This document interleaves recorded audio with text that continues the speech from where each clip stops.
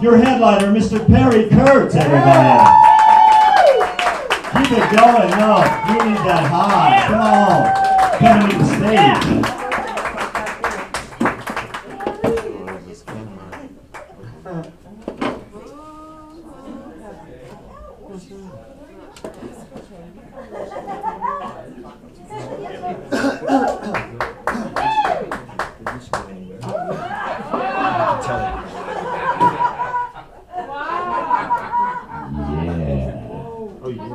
How about a round of applause for Eddie, ladies and gentlemen? Let's hear it for Eddie. You want to know who's to blame. Well, welcome to my portion of the show. Can everybody see me where you're seated? I want to make sure you can see me.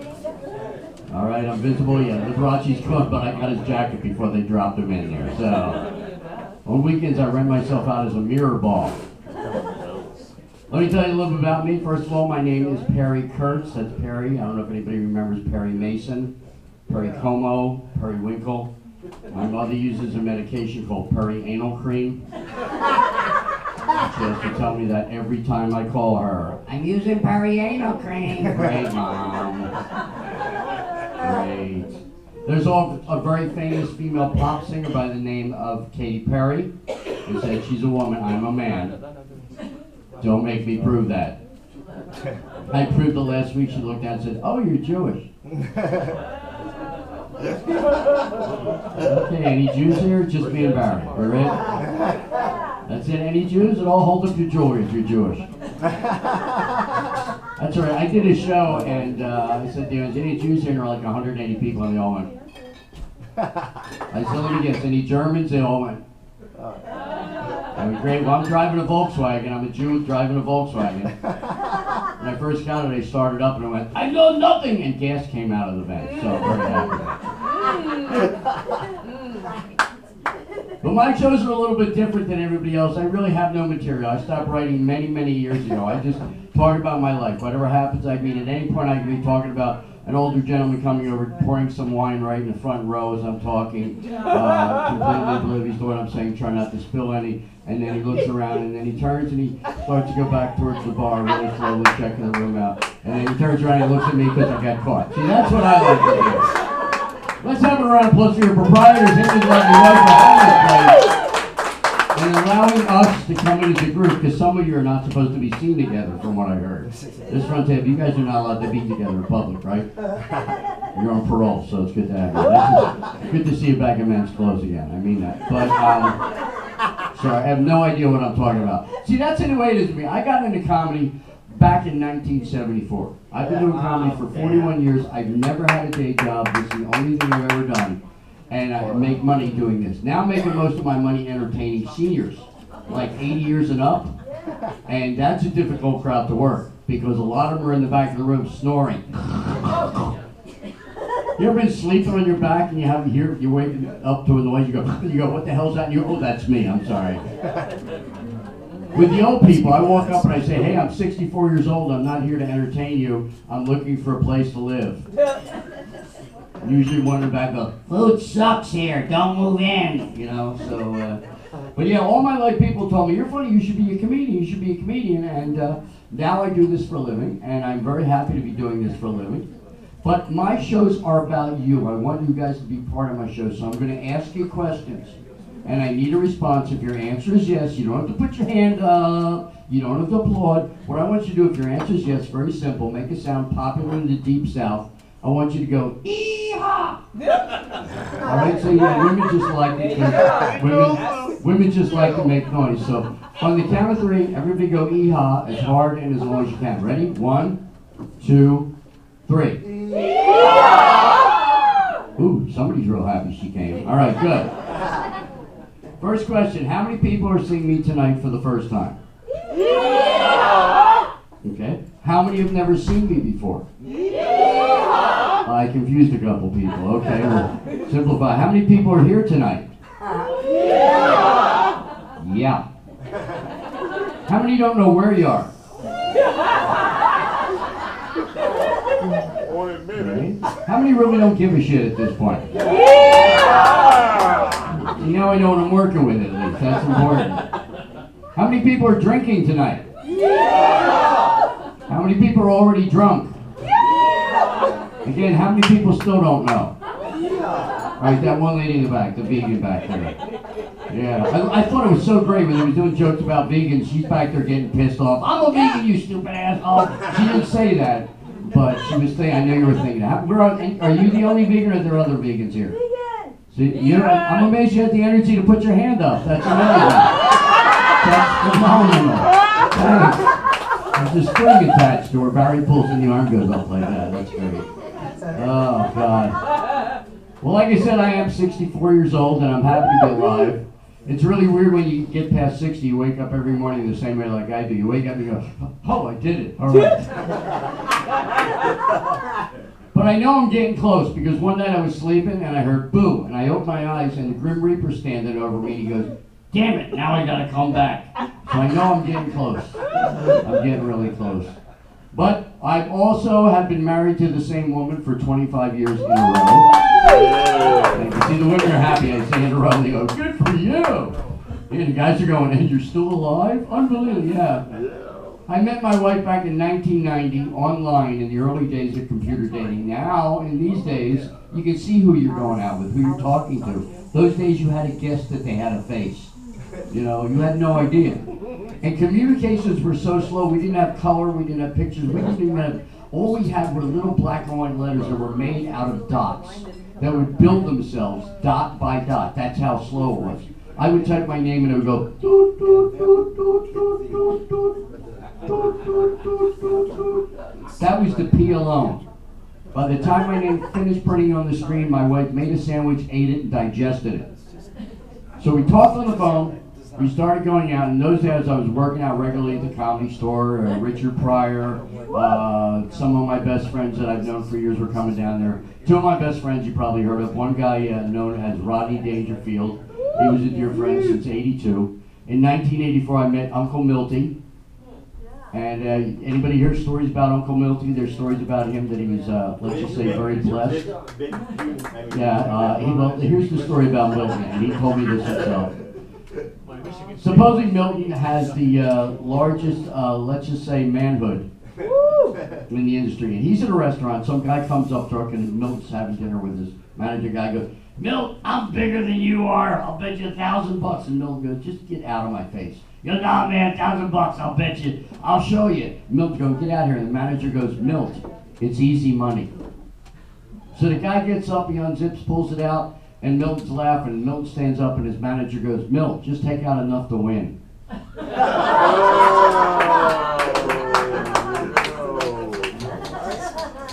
Here's a story about Rodney. I was working his club in New York. He used to fly me out there 3 times a year. And he was the most generous man. He would say, don't bring any money, I'm covering everything. And so one time after a show, I was headline, I was doing an hour show, and he would get up and do 20 minutes. And he's a big pot smoker, and I used to smoke a lot of pot. I had to stop about an hour ago.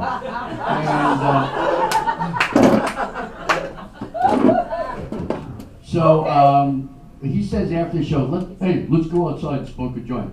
I go, all right. As we're going, he introduced me to this kid, David, who's his new writer. He says, hey, this is my friend David. He's my new writer. He's 18 years old. Say hello. And the guy goes, hi, Mr. Kurtz. Really nice. I love the way you just go off and you don't know what the hell you're saying. I go, yeah, that's what I do. And he goes, you're really funny. And so we go outside, and we're standing there in the alleyways in New York, and there's dumpsters on both sides of the alleyways. And there's rats like the size of Volkswagens out there. Yeah. And Milton takes out a joint, and he lights it up and says, hey, you know what's fun? I got the blood change. He says, you know what? I got to pee. And he passes the joint to the kid. And the kid takes it, and he passes to me, and I pass it back, and I said, you know what? I got to pee. So now Milton and I are standing there going on the dumpster. The kid puts a joint down. He starts to go, and he looks at me. He goes, this is the best day of my life. Because he was peeing with Rodney. God, I thought that story was going to be really funny tonight. But see, that's what comedy is. Sometimes you get up and say things you think they're funny. Like this, I was thinking about this.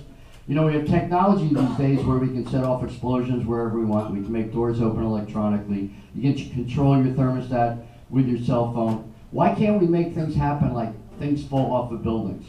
Like set up these little tiny explosions on certain buildings so the one letter falls off. Like on Trump Tower, make the T fall off on all the buildings. Yes.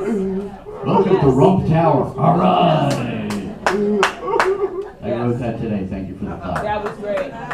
Yeah, see, I don't write anymore. I stopped writing 18 years ago. It's more fun to just talk about real life, you know, like my life. Like, for instance, I said I've been married to Simone for 25 years in a row. We were going out for about 6 months, and then one day she says, hey, why don't you come out to my house in the valley? I walk in, there's a guy on the couch, there's a little baby girl crawling around, and there's a little boy and the girl in the corner. So, of course, I said, honey, who are these kids? She goes, I guess I forgot to tell you, I have children. And I'm looking at the doors trying to figure out which one's going to get me out of the house faster. You know the old saying, you don't get involved with somebody that has baggage? My wife owns Samsonite. That's right. Oh. Oh, we got some droners. Thank you. Yes, some stock in Samsonite. Is that the problem? All right. So we wound up moving in together, and the kids never really knew their fathers. So after a year and a half, I got everybody a ring, and I put rings on the fingers, and I got down beside the table, and I said, I'd like to ask the four of you to marry me. And they all went yes, except my son, who said, yeah, can we just have dessert now? Those boys are so damn romantic, aren't they? We got married at City Hall. Now, people here that are married, how many people here, again by yes, how many people had a nice wedding? Anybody? 3, 4, 5, 6 people. We got married at City Hall in Los Angeles. City Hall is not as nice as the bathroom here, I swear to God. We walked in there, and I walk up the counter, it's all gray marble, I walk up the counter, I said, hi, we'd like to get married. The guy goes, oh yeah, you like to get married. I said, no, we'd like to get married. He goes, yeah, you get married. I said, can we get married? He said, yeah, we marry you. I said, all right, we want to get married. Can we get married while we're here? He said, you have a seat. We call you when we're ready. I said, we wait for you. When you're ready, you call us. We'll be over there. Thank you. Bye. So we're sitting there. The kids are playing. They're running around. All of a sudden, we hear, Sarah and Perry, please come in. We walk in. It's the same guy wearing a judge's robe. Only now he's speaking perfect English. Like he took the Rosetta Stone in 20 minutes. And he picks up the book and he's reading. And then he gets to the end, he goes, and now, Sarah, do you take Perry to be your lawfully wedded husband? She goes, I do. And he goes, and Perry, do you take these people to be your family? And I said, yeah, what the hell, I'm here, right?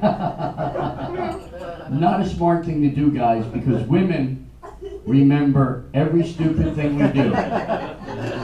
Forever! They never forget. Forget an elephant. Women never forget. And you know what they do? They save it up.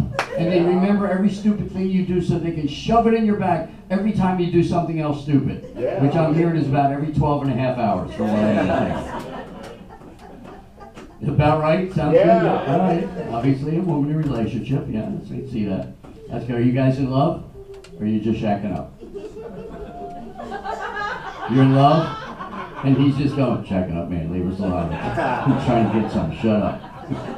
No, I can see the way she's leaving it. You're getting it tonight. Trust me.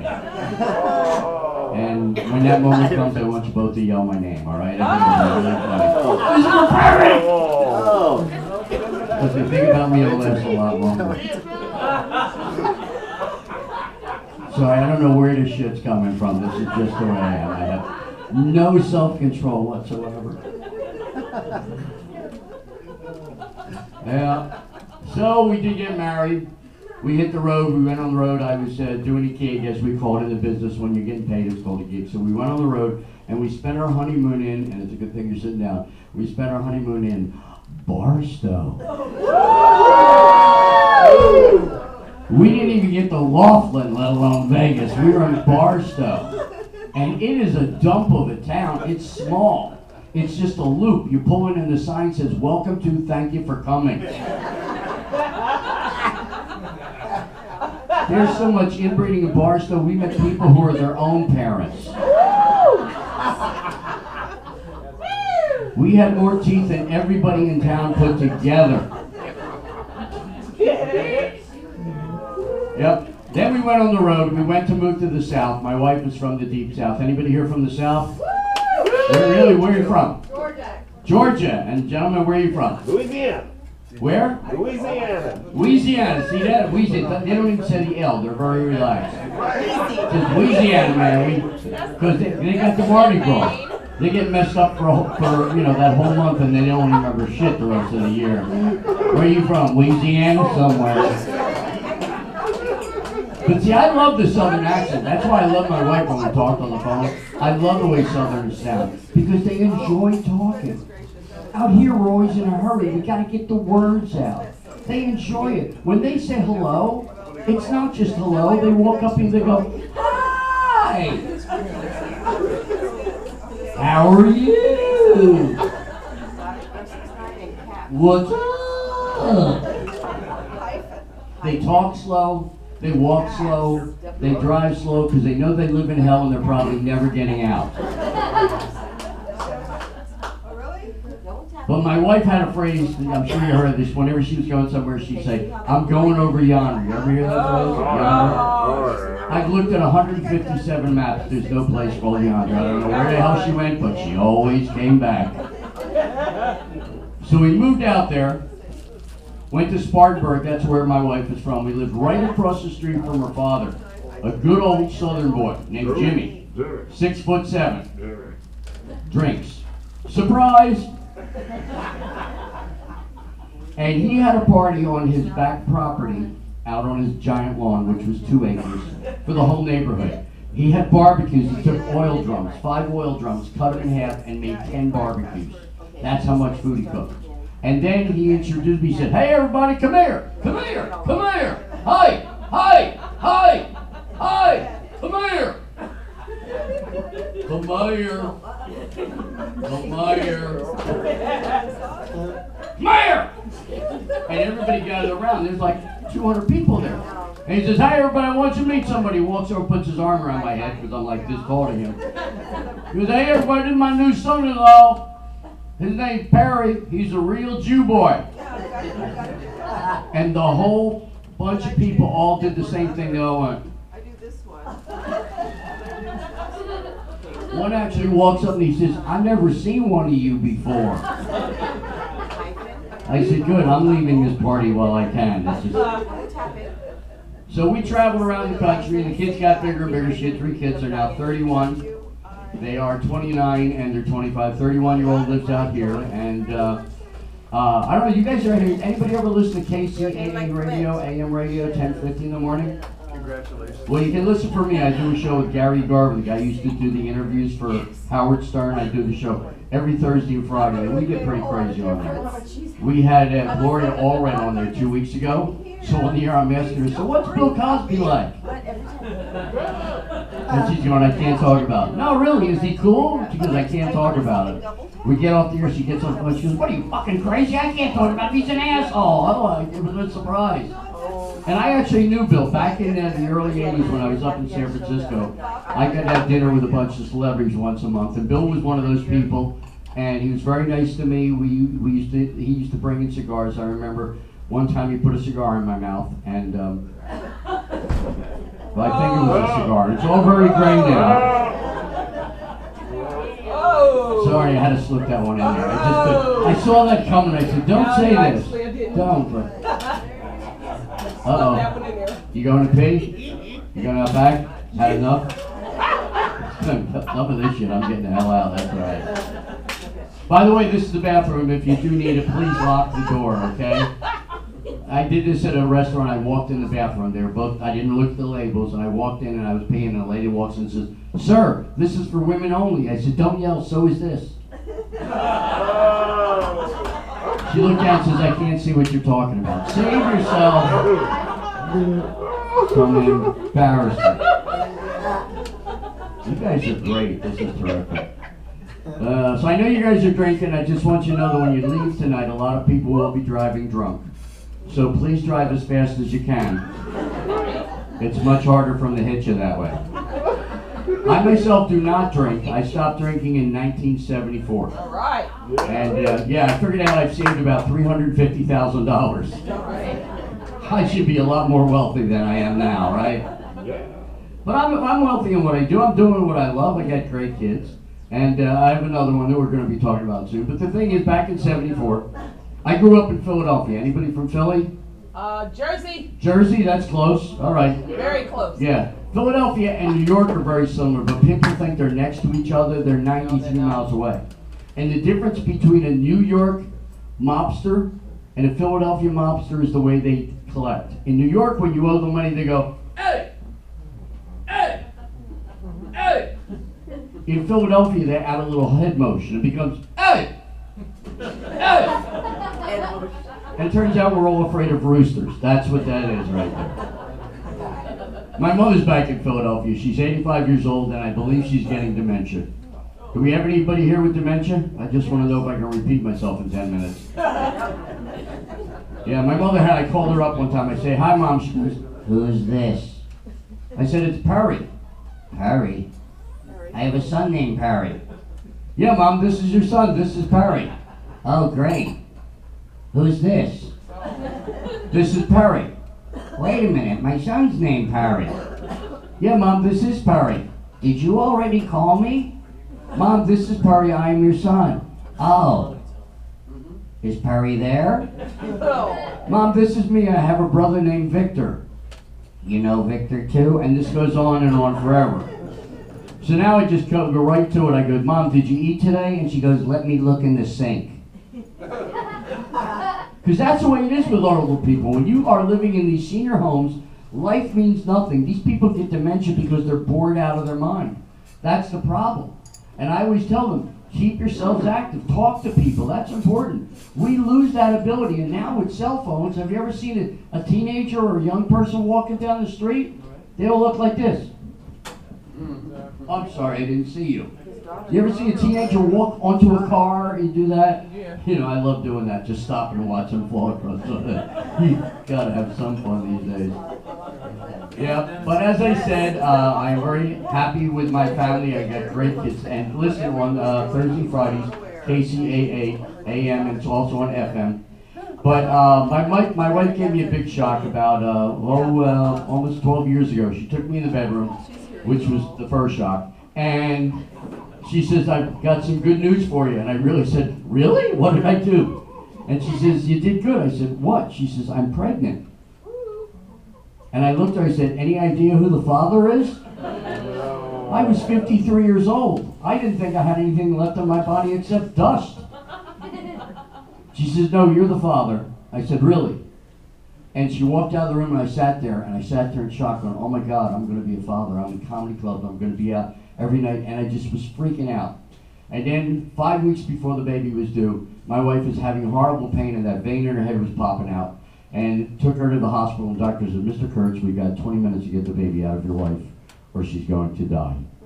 And I looked at him and I said, can you give me 30 minutes to think about that? So they took her in there, they did a cesarean birth, they cut her open. And while he was in there, he's lifting things out, and I'm watching this, and he's lifting stuff out, and he's dropping things in like he lost a watch in a drawer or something.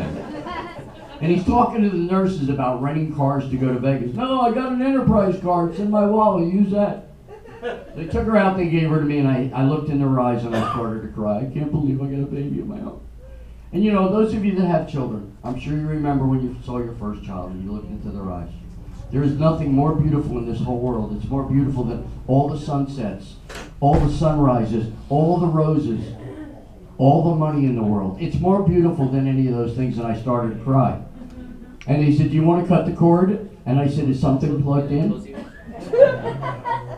And he says, no, the umbilical cord. And I said, really, you're going to give me scissors? So they gave me these little scissors. Now, I thought the umbilical cord was like this, it was just going to go stiff. No, it's like steel. I go to cut it and it keeps sliding out of the scissors. So I'm chasing it around your stomach. I turn around, they're hysterical. They got cameras out, they're calling people. We got another one. They finally came over and held her, sliced it, took her home. We named her Bella. And now my little baby has grown up to be a beautiful young woman. And I know she's beautiful because when I take her out, women do the same thing. They go, your daughter is so pretty. Your wife must be stunning. Do I get credit for being there? And I'm very proud of my daughter, so I'd like her to stand up. Baby, you want to come up and say hi? Let me show you what I did. This is mine. She's been here listening to dick jokes all night, and it doesn't faze her. This is Bella. Say hi, Bella. Hi. That's it. That's all she's doing. She won't do more than that for free. I have to pay her for anything else. But this thing, so you folks know, kids these days are on the internet. They have access to hear everything. There's very little they haven't heard or said. And she says so many funny things. What was the joke you kids said today about the kid in school? Oh, tell them that one about the kid in the 8th grade. Listen to this. One of the kids at my school who's in 8th grade is so stupid they don't know how to pronounce the word pronounce. Oh. Can you imagine that? Doesn't know how to word, what's the word? Pronouns? Pronounce. Oh, I forgot what it is. Anyway, this is my daughter baby. This is my Bella. Best wingman ever. Yeah. And a lot of my friends say, man, you got lucky with that. How'd you come up with such a good looking kid? Because I'm an average looking guy. My wife's an average looking woman. I think God looked down and said, you know what? I've screwed these two enough. And we got my beautiful Bella. Yeah. But she's very happy that I don't drink. I'm glad you guys are drinking. I cannot handle alcohol. And here's what happened. When I grew up in Philadelphia, we used to go to Atlantic City. Right. This was before the casinos. And you go to Atlantic City to hang out. Remember this? Ever hear the song? Under the Boardwalk? I was one of the people that got arrested under the boardwalk many, many times. And we didn't have the casino, so we would go down there to party and hook up. So I go down there and I'm sitting in a bar and I'm drinking double shots of Southern Comfort chased with a Coke, no ice. See, I'm diabetic now because I have a sweet tooth. Here's how I started. When I was 10 years old, my mother found me laying on the floor of the kitchen drinking chocolate syrup directly from the can. Now I'm diabetic and I take 22 pills a day. But in those days, I was drinking something, drink 2 shots, and a big cowboy trucker sits down next to me and goes, damn, little man like you drinking all that? Think you can drink more, little man? And I said, if you're buying, see, I'm a little guy. I got a Napoleonic complex. You tell me I can't do something, I go, watch me. So I drank it. He gave me 6 more double shots. That's approximately 3/4 of a bottle. Then he got up and left. And I turned into liquid mercury and slowly slid off the stool.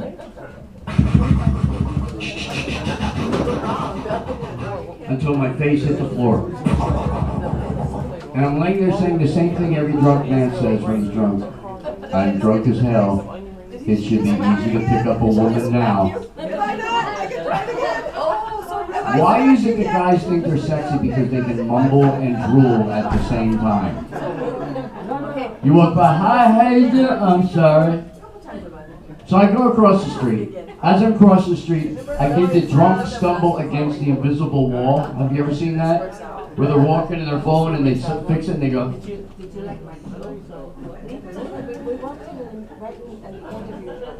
After that, they're fine, they keep going. I go on the farm trying to get women to dance with me, but they couldn't understand me because I was going,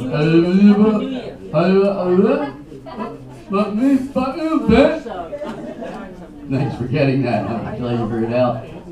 Well, I wound up in the corner talking to a little black girl. I had her hair teased up.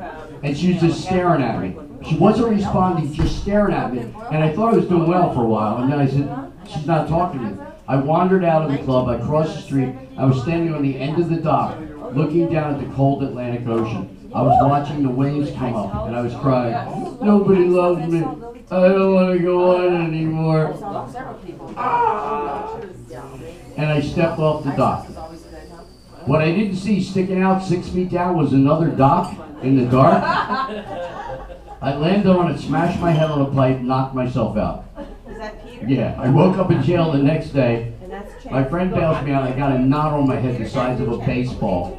And we're in his car, and it was $1,000 because I had climbed 2 10-foot chain link fences to get to this dock. I don't remember the fences at all. And I said to him, man, I was pretty drunk last night. He says, yeah, you were total. I said, last thing I remember was talking to a little black girl. He goes, black girl, you're on your knees talking to a bar stool. So if you can handle it, enjoy it. Wine is good for you. It's actually good for your heart, they say. Drink less than 2 gallons a day. Now, once you get to 2 gallons, it starts to taper off. Yeah. Any questions so far? How many people are still here? All right. How many still don't know where you are? All right. Well, I think maybe it's time we do something a little bit musical. So I brought what we call in the business, they would call it an axe. It's actually an instrument. Let me grab that. In the meanwhile, let me point out your wonderful staff. Be generous to them. Tip them heavily. It is New Year's Eve. And right now, I'd like to ask these two people to leave. That's the power I have. Awesome. All right, now we're going to kick it out. Anybody see these before? These are called keytars. It's a combination of a guitar and a keyboard. What's great about it is you turn it on, you hit a button, and you're playing rhythm and blues. They're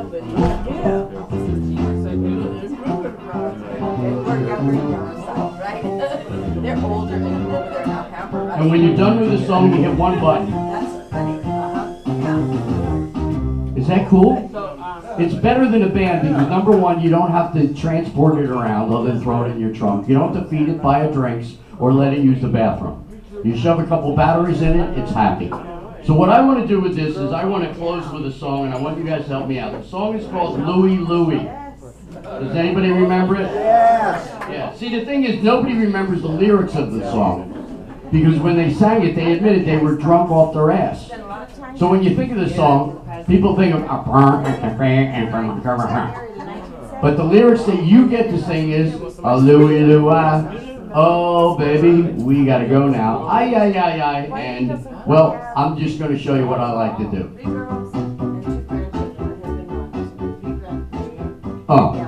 That's right.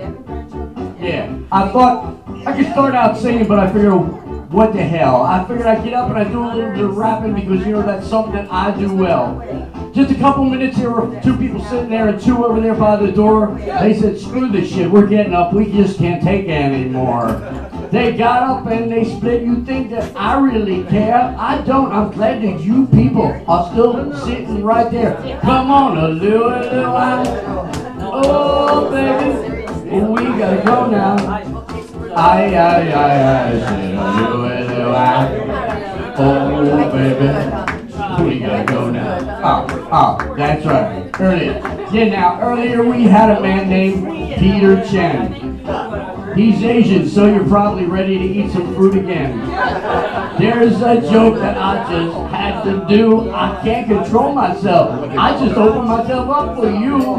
And a lot of people say, man, why you always got to talk about the things that you see? I go, it's a lot more fun, especially when there's a couple almost making out right there in front of me. You guys are so close. Go ahead, just give each other a nice kiss. Go ahead, get it out of your system. That's good. All right, no tongues this time. That was really good. I think it's just sweet now. Where did you go? Did you just go pee? I'm just guessing because you came out there. It's what it looks like to me.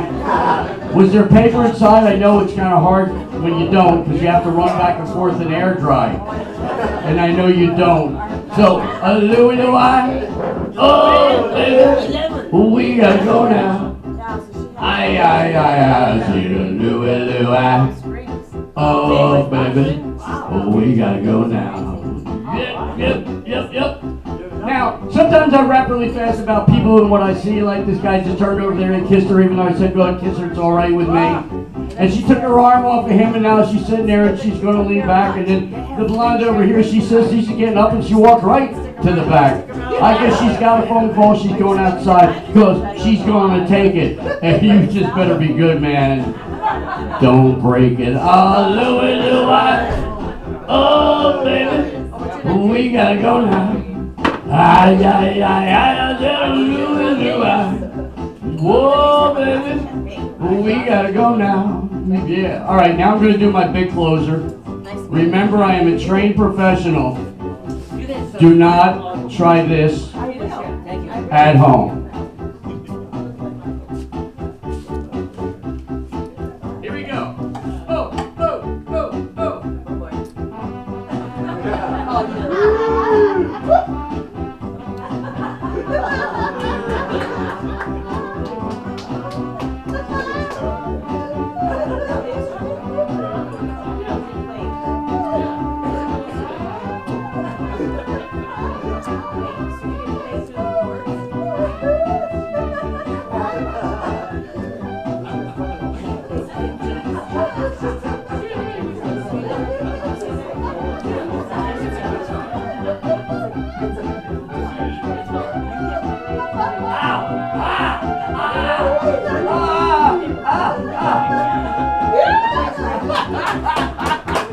My tongue's bleeding, that's funny, isn't it? All right.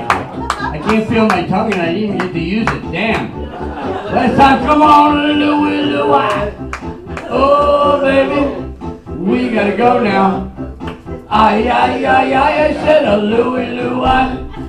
Oh, baby, we gotta go now. Ay. Well, I guess she took the phone call. Looks like things are okay. Everything's all right for tonight. No, it's not going to be all right. Well, things look like it, but they're out of sight. Well, my name's Perry Kurtz. You can look me up at perryfunny.com. You guys have been fun, so please be careful when you're driving home. And have yourselves a good new year and happy 2016. Thank you. Give it up for Perry Kurtz right there. One of my dearest, oldest friends. And when I say all this, it's like this. I've known him a long time. It's not because he's 70. No, give it up for Perry. Winner 64. No, a beautiful man, male stripper for real. He's not kidding with that. Sorry, Bella. You had to hear that. You had to hear that. That's like, we're doing that stuff, huh?